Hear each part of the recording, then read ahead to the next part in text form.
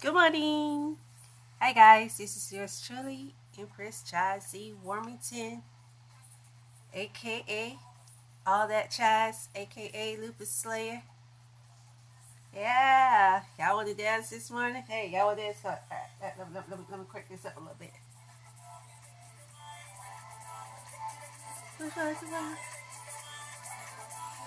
Yeah, y'all know that about that, right?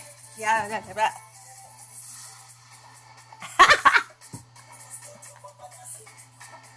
Do my African steps on y'all. Y'all ain't ready.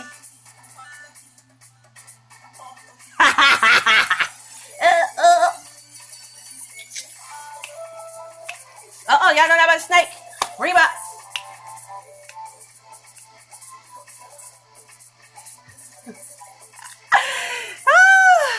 Good morning, gorgeous Faith Hills. How are you, darling? I love your energy. Good morning, Jarrell. Hey, y'all. Yeah, I like cloudy this morning. You know, Miss Her. People being so up in arm and stuff. People being so depressed. So, I just want to lift people's spirits up this morning. And Melody dance, girl, yes, honey. That Zulu was coming out of me, boss. I was getting it, girl. I was about to go all the way back to some. Woo! It's about to go today, going Kazulu. Yes. How's everyone doing this morning? I'm glad everybody is doing well. I hope everyone is doing well this morning because I know a lot of people are really going through a lot this morning. In not just this morning, but going through a lot in life right now. A lot of people are out of work. I don't know if their employers are giving them, furlough days, and compensating them monetarily. So now they have to come up with other means. Hey, Mike, what going, me friend? You guys, he's on this awesome radio show called Soulful, and but the radio broadcast is so nice, so soulful. Type it in there, Mike. I forget stuff, honey.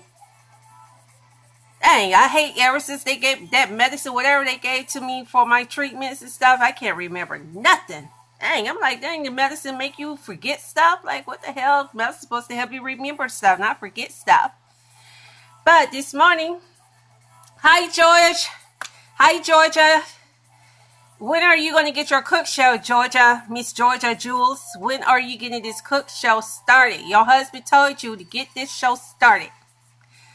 To go ahead and do it, and you're procrastinating. I'm going to put you over my kneecaps and give you a good old-fashioned one, okay? You just wait till I see you again. See, she's my Guyanese sister, because I'm mixed Guyanese too, right? Representing my Guyanese heritage.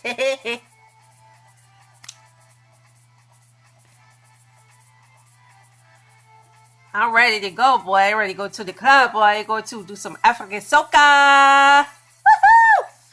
Yes. This is twins. These are my friends. There is Lagos, Africa. They're real artists. They're called Ivido David, I Voltage David, and I Voltage Daniels. They're twins. And they're like famous, like Cardi B is here. They're like that over there. So you guys probably want to look them up and stuff. But they have soulful discussions. That's right. Thank you, Mike. Soulful discussion. And Faith Hills Realty.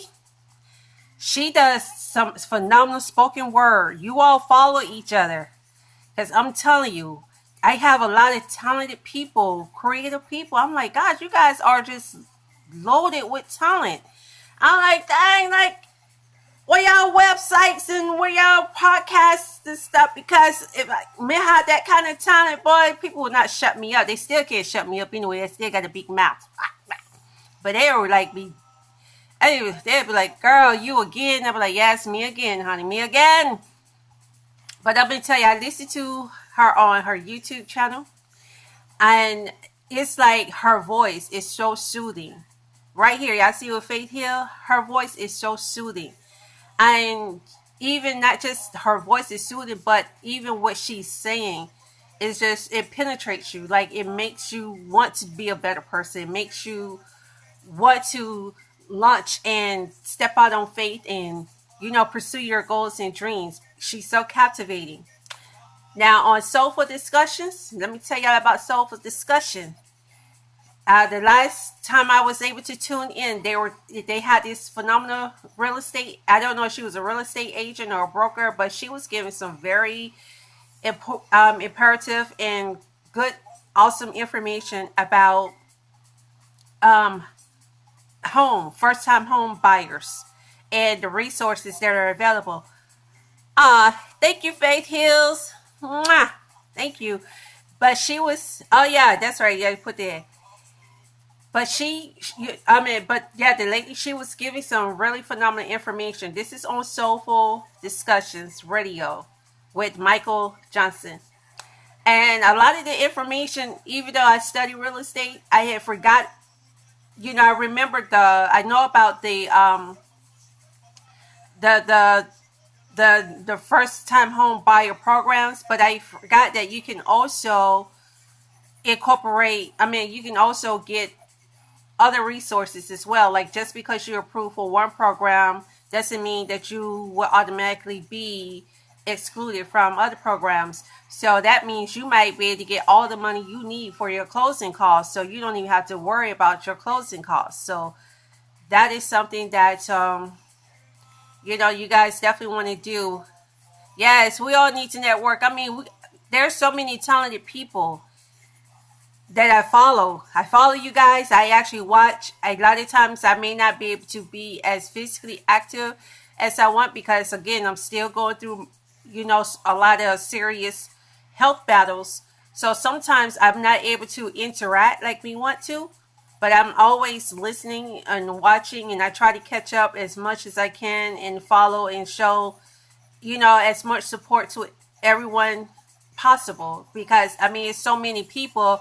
Of course, in one day, of course I can't show support to every single person in one day, but I do actually follow everybody who are friends on my friends page. If they have something going on and I see it, I actually try my very best to show them support, because I feel like this, I like to give what I want to receive. So if I say that I want to receive help, if I want to receive support from others, then I want to show them support as well. And again, because not just on this platform, I don't just have the Facebook platform, but I also have Twitter. I also have Instagram. I have outside sources. I have, sponsors, Deeper Entertainment. You guys definitely want to hook up with Deeper Entertainment. They have now become partners with Universal Music Group, and they're also one of my sponsors. And they do distribution with over 600 different companies worldwide. So follow Deeper Entertainment as well. So if you have stuff that you're trying to distribute out, like your music, spoken word for Faith Hills, you want to get it out to more vast audience, definitely look them up. Deeper Entertainment, they're good connection. But yeah, we definitely need to thank you. Because that, you know what, I hate when people are very selfish. They want support, but they don't ever want to give it. And we understand we can't give support to every single person every single time, every moment, but we can still show support to each other. It doesn't hurt. And a lot of times to support people, it doesn't cost anything. All it is a like. Or yes, Deeper Entertainment, Faith. Yeah, they're one of our sponsors. They've been with us, rocking with me for, oh my gosh, since I started. You too, yep, you've been rocking with me since the beginning. Michael Johnson has been rocking with me since the beginning. As a matter of fact, Michael Johnson, he's the one that connected me to get my interview with Randy Gills. Randy Gills, who is Johnny Gill's brother, with him and Isaac Burr, and linked me up with their manager, Angela. I think that's her name, and I think she still manages them. But yeah, he's the one who hooked me up with that. Not only that, but he also allowed me to come to a spot that he was at here in Decatur, an eatery that he ran, and I did an interview with the amazing Lamont Farrell, who is a sitcom writer. He written sitcoms for like Girlfriend, Moesha, The Office, and so it's just like people like that. You just and when I became real sick, and I literally just, it wasn't even planned. I literally just disappeared. But I was telling people ahead of time, like I was doing posts. If people go back and they look at my previous posts, um, they will see, like, how you go to photos and stuff. You can see where I did videos and I did previous posts where I was letting everybody know, look, I'm getting sick. Look, I don't know what's going on. When I really didn't know what I was up against. I did not realize that I was going to be fighting this fight for as long as me have been fighting it. I really did not. I really thought for certain that this was going to be okay, to give me some meds, and I'd be all right. No, it was nothing like that. It was nothing like that.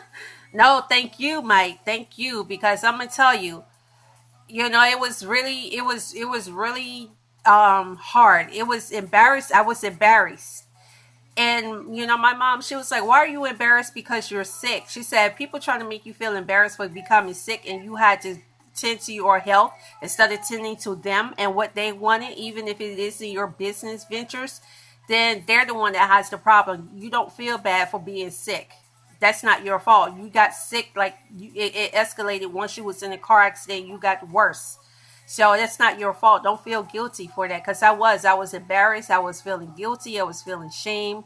And I went into depression because I felt like I let so many people down, because I had so many people pulling and rooting for me, and that was depending on me. And so when that happened, I did feel like I let a lot of people down. Even though I knew it was not something that I had control over, I still felt like I let a lot of people down. So I had to so I had to get this out. It was meant for me to say all of this, obviously. And I really do appreciate you all for tuning in. Who I'm listening to, but I'm going to turn this down, and I'm going to go and I'm going to talk to the stupid things, people who come out with dumb excuses, or, stupidity just never sleep. And then I don't like when people just blame. Yeah. Boy, Mike, I tell you, you've been there to be do you remember at the party for Rico Wade that you and Big Kev and everybody did for at Club Karma? I remember I was dancing, and I don't the what I was dancing like that. I was freeing myself mentally because I had gotten news that that I was going to have to get chemo. My mind, I was trying to live my best life at that moment, because I was going through a lot in my health. But I was playing, I was faking it till I was faking it big time. Nobody had a clue that I was as sick as I was because of the way I was acting. But I'm going to tell you, when I reached home that night, all of that stuff came. I mean, everything. It's like I felt every bit of it. But I did not even care. You know why? Because I did something that I needed to do. I just needed to live for a moment. I just needed to breathe, and I needed to live, because I knew that I was going to be hospitalized off and on for at least a year. I knew that much, but I didn't realize what I was up against. I did not understand the capacity of the illness that I had. I didn't understand how deadly and how aggressive these chronic illnesses and diseases, excuse me, that occurred was going to be on my body and on my psyche, on my cognitive abilities either. I did not know that it was going to make me have memory losses, and I didn't know I was going to not be able to recognize people and have confusion and have all of these things. I didn't know that. So I was not prepared. My doctors was telling me though. They were telling me, but I wasn't accepting it. I was just like, "Psst, whatever, I got this. God will raise me from the dead. Whatever, I ain't stunned that. I wasn't even thinking about that. I was like, whatever, I ain't stunned about that. I died a couple times before, whatever. God will raise me from the dead and stuff. I mean, tag on the toe and everything. So I really wasn't even thinking about none of that. I was like, whatever. But, man, boy, I was not prepared. But now I know what to expect. I know how it works. I know what happens, you know. So I know now I have to really pace myself. I have to be careful. I have to take it easy. I can't just go hog wild just because I feel like it is stuff. But I'm up and I'm grateful. Thank you, love. Yes. I'm up. I wasn't even able to sit up in a chair. That's how bad I was. I was so sick and so weak. My body was just limp. I couldn't even sit up in a chair. I meant to move that crutch, but I have two of them. I'd be on my crutches and stuff because I couldn't walk. I couldn't balance myself. My son used to have to physically, he still do. As a matter of fact, it was a recent incident where he had to help me. My son used to have to physically pick me up. He started physically picking me up when he was like 14 years of age. He had to start physically picking me up and carrying me to the bathroom. You know, him, my mom, and at that time was engaged someone. They used to have to shower me. They used to have to bathe me. They used to have to clothe me. They used to have to feed me. I was, it was a mess, you know. But I'm grateful. I'm so glad that I'm up and I'm like, thank you. So are you. You're very beautiful too. So I'm just like so grateful. That's why anytime I have energy or I have strength, I just go crazy. Like I'd be like a wild bull just finally released this time. I'd be like, oh, all this land, all this open space. Let me get that. You know, so it's just like I don't know how to act. And my son gives me a pep talk. He be like, Mom, we go out in public. We go to the store. Don't you start showing out. Behave. He give me pep talks. He tell me to behave myself. Because he know that I want to go in there acting a dang on freaking fool in a good way. I'd be happy. I'd be excited because I'm out, you know, doing something that I hadn't been able to do in a long, long time, or that I don't always have the pleasure doing even still now. A lot of times I have to stay home because I'd be too weak or be too feeble to get out and, you know, go out and about. So I'm just so glad that I'm up and I'm able to even come and do this video live, you know. So, hey. Yes, very blessed. I count my blessings every single day. And you know, I'm so modest. And it humbled me even more. I thought I was humble, but boy, I'm telling you, you go through stuff, you find out that you still have a lot more humbling to do. And God knows, I didn't realize that I needed a lot more humbling, but boy, He taught me. So I went through that, and I'm just grateful that it didn't take me out. Because I know a lot of people in the support group that I started in this support group 2 years ago, and just since December of last year, and I'm not exaggerating. Actually, what I did is pictures. I share it in my Lupus Slayer Facebook page, and also on my Lupus Slayer Instagram. I have pictures where there are people who are younger than me, battling the same chronic illnesses and diseases as me, and they died. They're younger than me now, and they passed away. They died, you know, unfortunately. So for me to still be able to be up and to be moving and to be doing stuff and to be able to breathe and not be in the hospital every other day like I was before, man, you talk about somebody who's grateful for that. Like, well, I don't even know what to do with myself. I'd be so, whew. Yes, thank you, love. So are you. Thank you. Yes, I'm very humble. I try to stay humble because, man, oof. And talking about humbleness, this could lead right into my original reason for doing this Facebook Live. You know, you have a lot of people that do things wrong. They know they're wrong. The reason I came up with this particular, what motivated me and inspired me to talk about this is I was watching episode, Paternity Court. Not intentionally, it just came up. Again, I was watching Cars about crazy drivers, and watching about crazy drivers, this pops up about, paternity courts, because it'll automatically rotate and come through and stuff. So the next video that came up was a paternity court video episode, and it was this young girl, 18 years old, just as beautiful as she can be. She is so gorgeous, and the mother knew who, or allegedly knew, she knew who her daughter's father was, and she intentionally did not tell the man or her daughter who, so neither one of them had a clue. The father, he had been looking because he heard through the grapevine, through family, they have, still mutual friends and stuff, and, he still know people in her family, she still know people in his. And he was going around trying to find out if the baby that she was carrying is his. Of course, she tells him no. And, she was just intentionally being a pain in the behind to this man.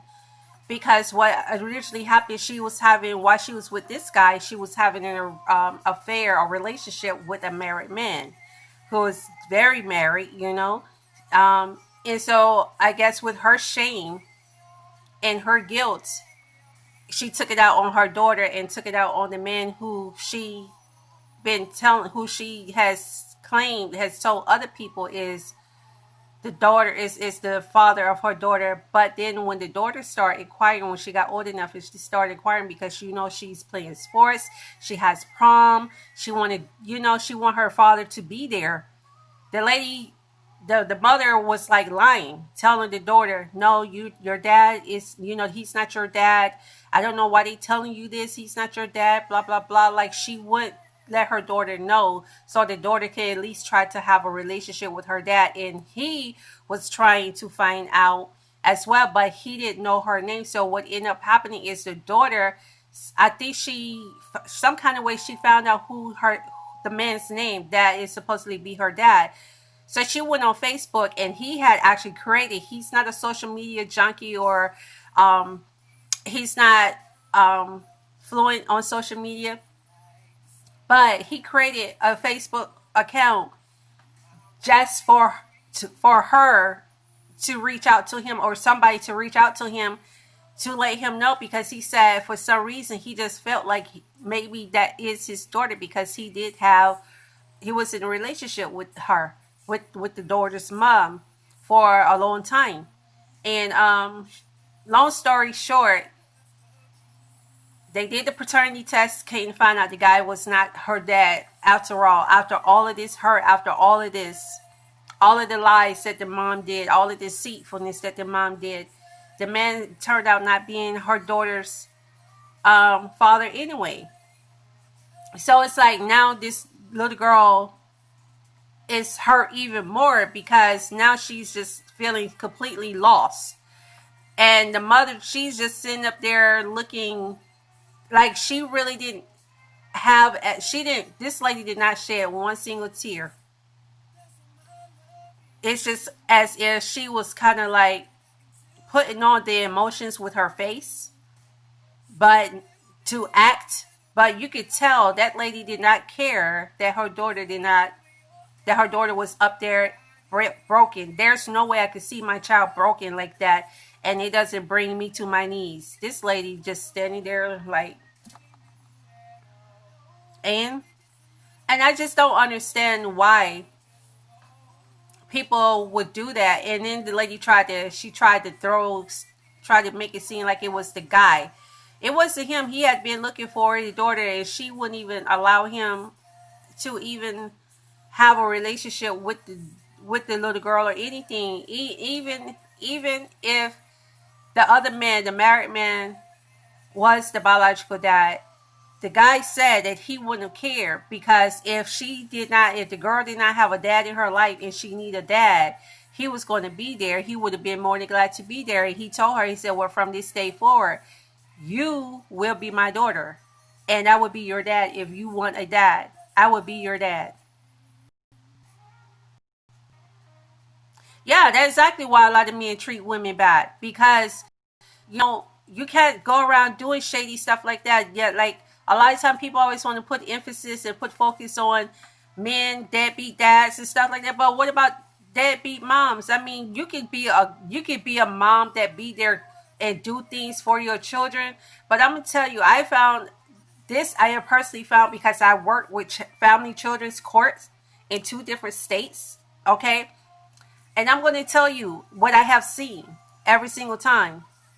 I see, have seen a lot of times parents, especially the mothers, do good things for their children, not because they want to do the good things for the children per se, but to make themselves look good in front of others. This is their way. Hi, Cassandra. I'm going to be tuning into your show at 1, so I'm trying to get mine done and out the way so I can make sure I join yours. But yeah, you know, it's like I've seen where mothers would do things to make themselves look good, or parents do things to make themselves look good. So they know the best way to make themselves look good is to do good things for their children. So in front of everybody else, everything will look good. The grass will look green. The roses will smell beautifully. But behind closed doors, the roses are dead and the grass is burnt. But a lot of people don't see that. You got a lot of people that put on this air. I see it all the time. And I know we all probably have known, yeah, it makes women look bad. It makes all women look bad. Even good women like us make us look bad and stuff because, got little heifers out here doing that crazy mess. But you got a lot of people that put on an angel's robe when they go out and step out in front of everybody. But then when they come behind closed doors in their own privacy or their own home, they take off that angel coat and there's nothing but demonic and demons and evilness behind all of that. And so it really angered me because I understand how that little girl feels. I understand exactly how she feels. But mine is just a little different with that. And I'm going to share this because I know my mom at the time, my mom was a very gullible and naive person growing up. And I was like that too. I was very gullible, very naive. Very easily to be manipulated and stuff. I didn't have a backbone at all because I was never taught to have a backbone. I was told to submit. And when I did not submit, there was always consequences where I got beaten really bad. I got treated really bad. So for me, it was more psychological for me where, okay, if I did not give in to what somebody wanted, then I would get beat. Hi, my gorgeous lady. Hi. I love you, vegan princess. You are just so awesome. Oh, wow. You wear Faith Hills Realty? Oh, my gosh. That's crazy. That is so crazy. So I didn't know any better. But my mom was treated like that too growing up. So as I became older and I started understanding how these generational dynamics connect, that's why I am so careful with my son, how I am with him. I don't want to connect any or pass on any negative family generational traits or personalities or ways or anything to my son. I want it to be better with his generation, and then it can continue on to grow and become better and better and better every generation. So I've been doing stuff to try to break that cycle because it happened to my mom, and so it didn't happen to me.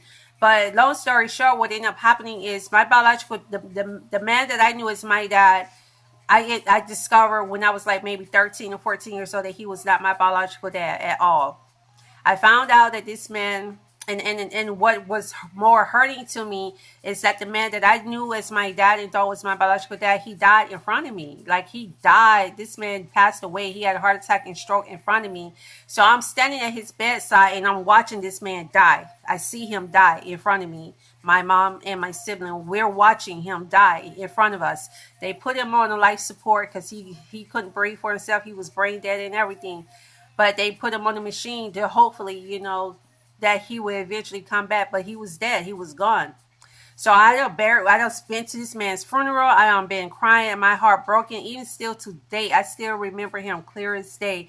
He's still my dad because he was the best dad. I mean, he was best. I really believe had he lived, if he wouldn't have died and he would have lived, I know a lot of things in my life would have transpired a lot differently because he was a protector and he really loved us. He really loved us and he took phenomenal care of us. But it's like once he died, and my mom had that empty hole, it's like things start taking advantage, people start taking advantage of her, so she was able to really quickly get manipulated and brainwashed by things and people. And that's when the dynamics of the household changed tremendously. My mom became a totally different person. I did not know who she was anymore. Her whole identity and everything changed. And so thanks, love. Yeah, he would have. I believe he would have. I really believe it, and I know that he would have made sure I didn't go through half of the stuff that I went through. He'd have been like, "No, not my baby. She's not going through that." Because he always called me his little baby. He's like, "No, my baby's not going through that. No, she's not."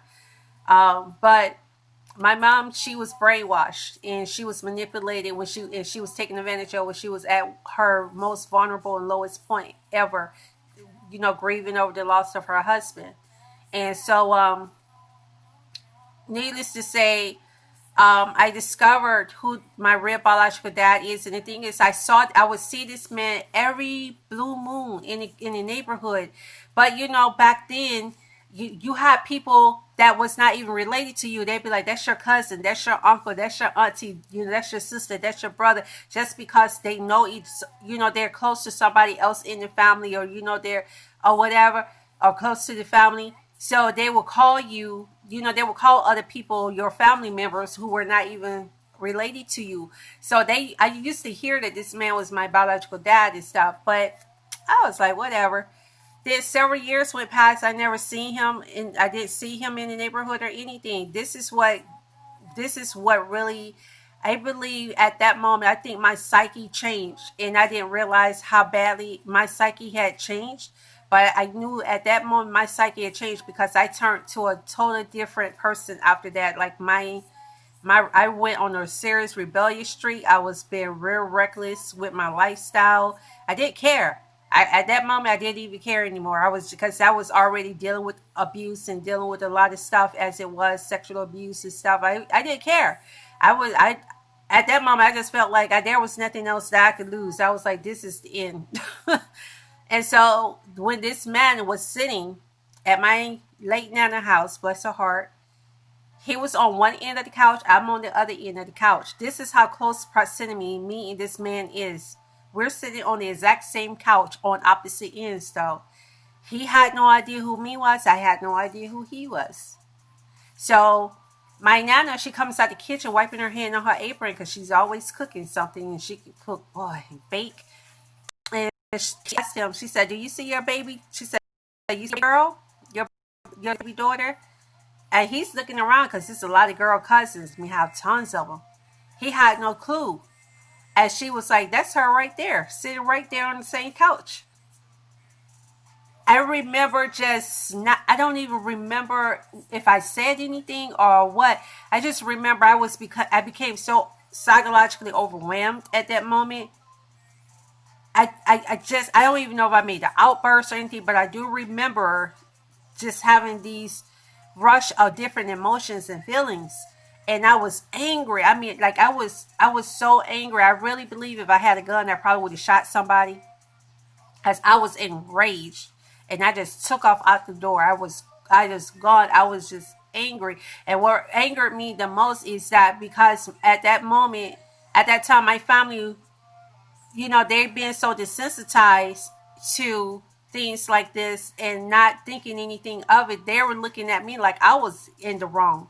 I was getting scorned. I was looking at as the bad person more so than my biological dad. And I'm like, no. I'm like, how are you guys going to blame me and get upset at me for being angry and being hurt and being upset when I'm being told this kind of news? I don't care. This man is my biological dad. I didn't know that. I was never told this. This stuff was kept in the dark to me. I didn't know what was going on. So why are now you want me to just embrace a total stranger because he's a complete stranger to me? I don't know this man. I don't know anything about him. I just know that I see him in the neighborhood and community from time to time. Nobody never sat down and explained anything to me. So now that I'm upset and y'all want to get upset at me and say that I'm wrong, but they didn't care to understand how that affected me. So I don't like when parents or people do stuff that is wrong and then try to blame somebody else for it. No, you take accountability for it. Don't be talking about, well, I didn't want to tell you because I was trying to protect you. No, you was trying to protect yourself. You was trying to protect your ego, your feelings, your reputation. That's what you was trying to protect. Your pride, your dignity, especially when you are looked upon as a jewel or a pillar in the community. It's just like how, you have people who we have the tendency to put people on pedestals.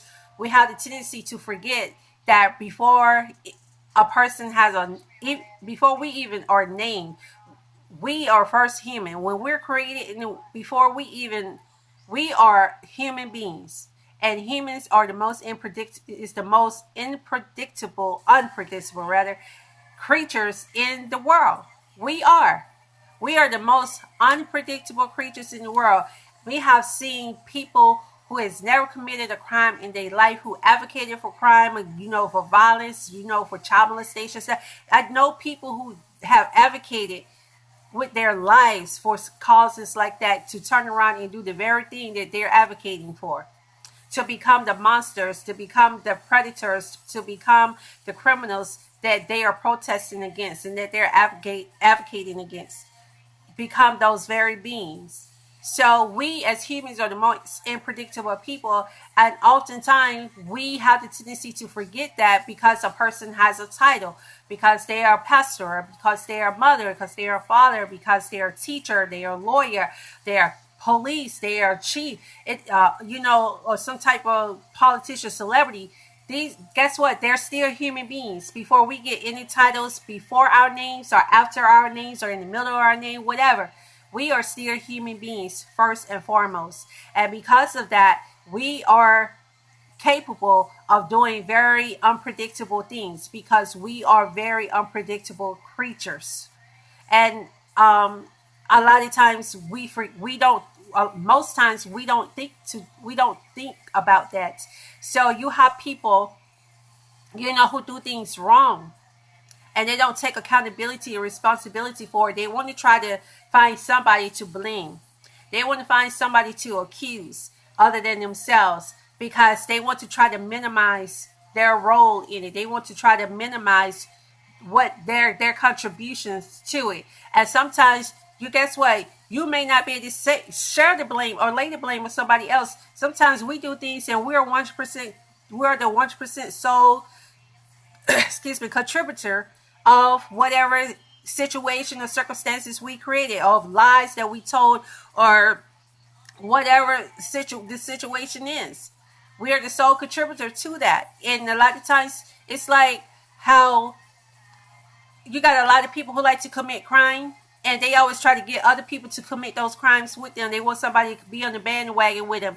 Even if they're not committing the crime, they want to be on the lookout. They want them to be able to hide them out. They want them to be able to stash whatever it is they stole, or, or stash the gun that they used in the commission of a crime or something like that, to make somebody else engage in that crime with them, to become an accessory to that crime. Because most people commit crime don't want to go down by themselves. They want to be able to have somebody else that they can throw the blame on.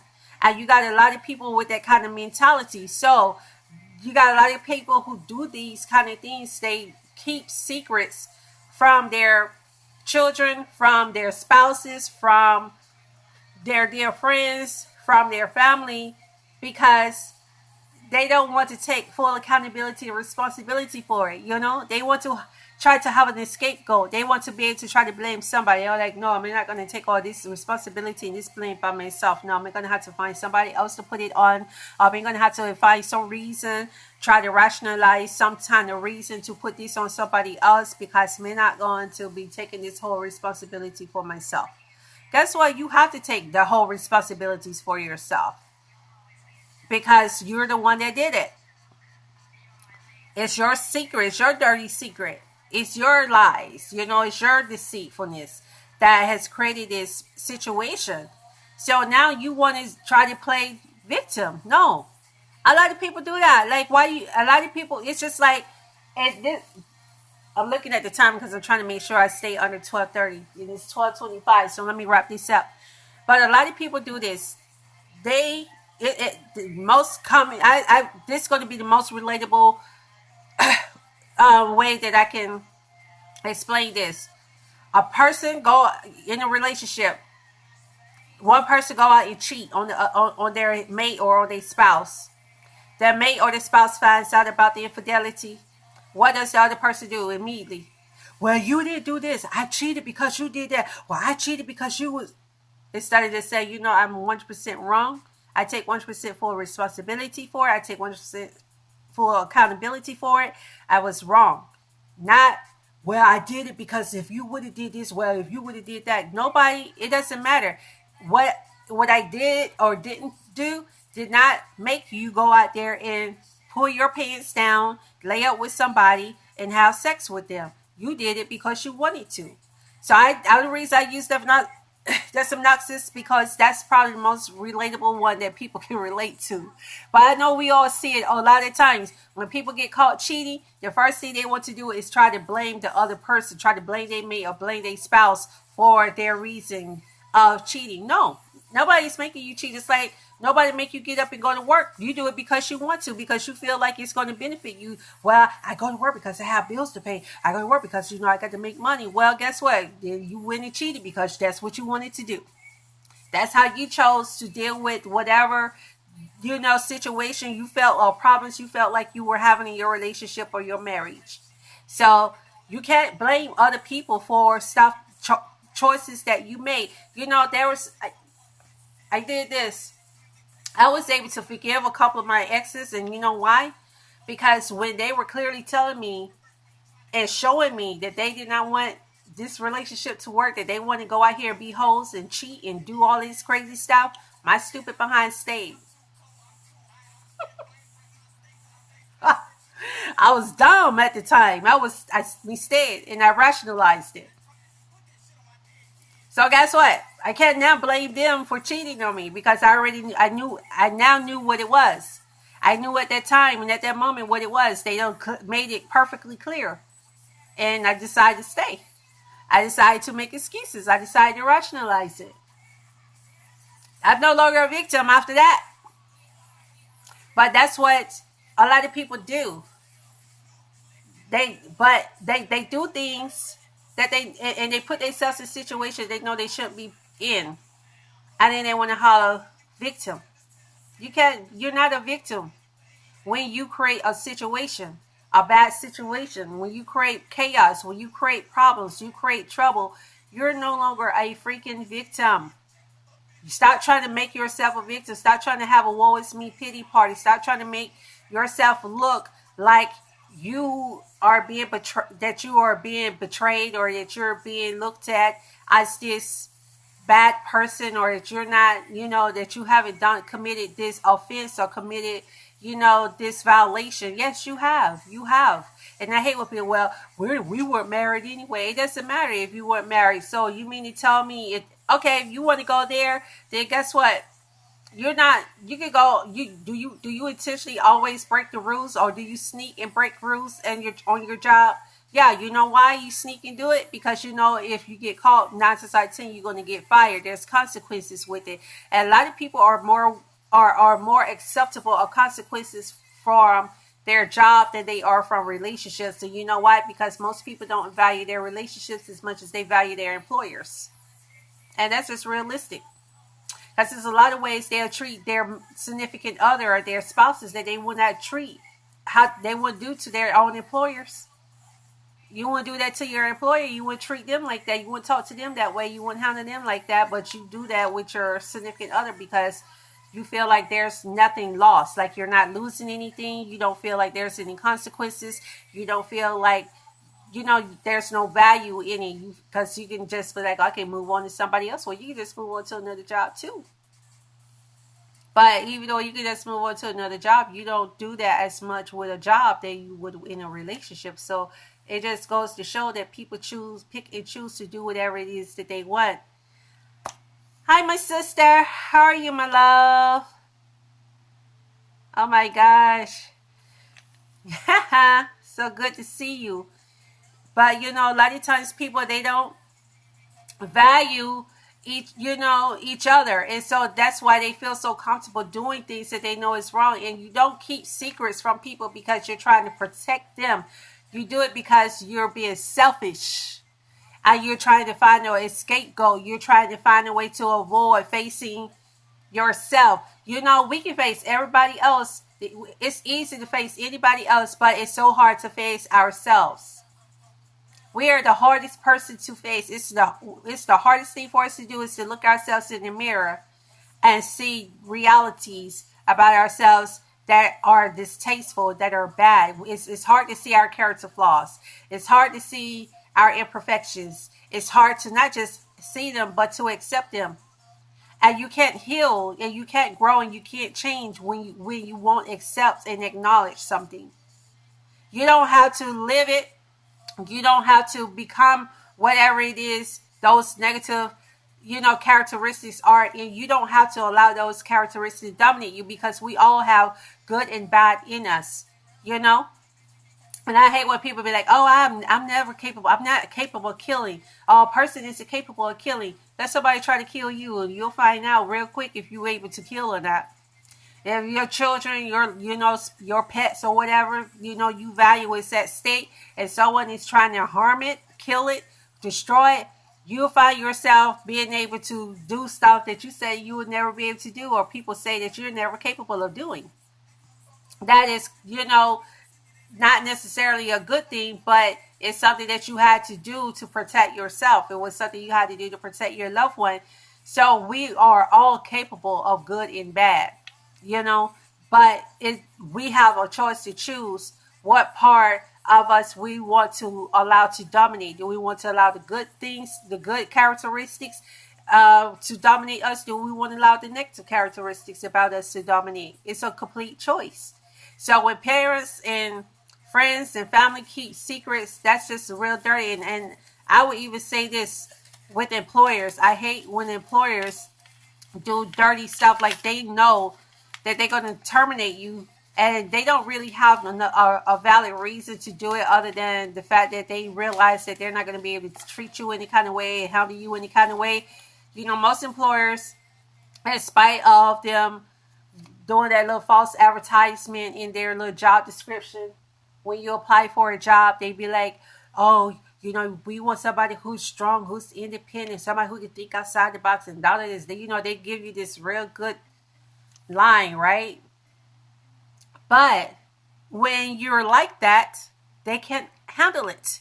They get upset because they forget that you're not going, that with you being that way, you're going to also have a backbone to stand up to them when they do you wrong, and they're not going to like that.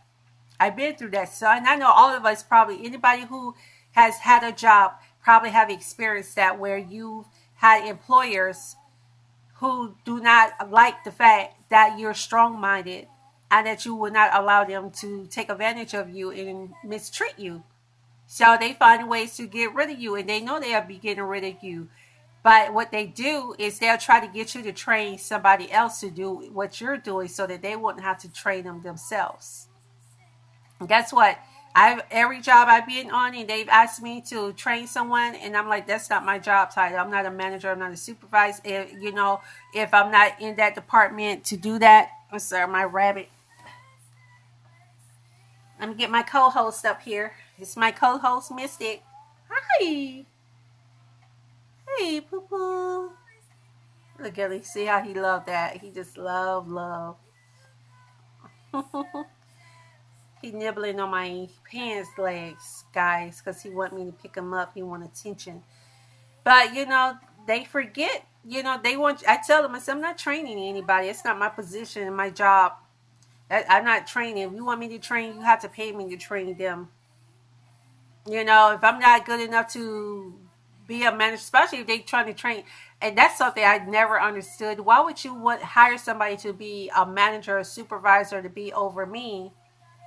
To be over me, you want me to train them to be over me, but I'm not good enough to be in that position myself. Are you kidding me? But I'm good enough to train them to do that position, to work in that position. No, I'm not training them. So you got a lot of employers that are like that. You know, they do stuff that way too, you know, and then they don't want to take accountability and responsibility for it. You got employers that will know they're going to fire you or know they're going to be laying people off. They be knowing this stuff ahead of time, but they don't tell you so that you can have enough time to try to find something else there. You'll just come to work and they got a note on the freaking door, or you'll get an email saying not to report to work, you know, and stuff. I'm like, are you kidding me? Like, all right, they're just doing too much. But anywho, let me know what you all think. Give me your opinions. Let me know if any situations. Share your story with me. You know, I don't mind. Feel free to share. You know, and let me know if you found yourself been in a situation where secrets have been held from you, and um you found out about it and the person tried to say they were trying to protect you and they were trying to watch out for you. No, that's the worst thing to do, is to lie, especially to a child, not tell your child, a child, who their parents are. That's the worst feeling, because I went through that, and it devastated me. I was psychologically ruined for a long time.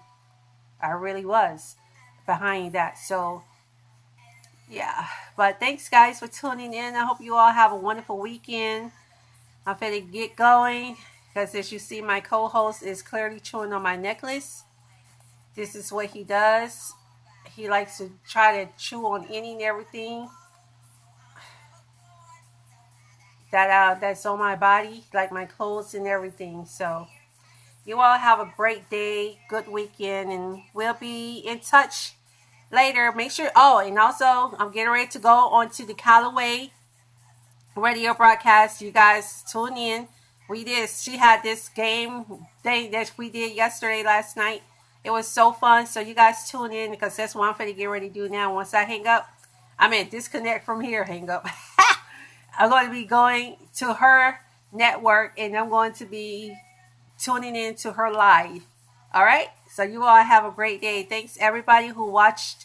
Thank you so much for your support, for your love. And you all just stay strong, be blessed, and don't be keeping damn secrets. Get you. God bless, all love, peace. Oh, yeah, I got to do this. So I think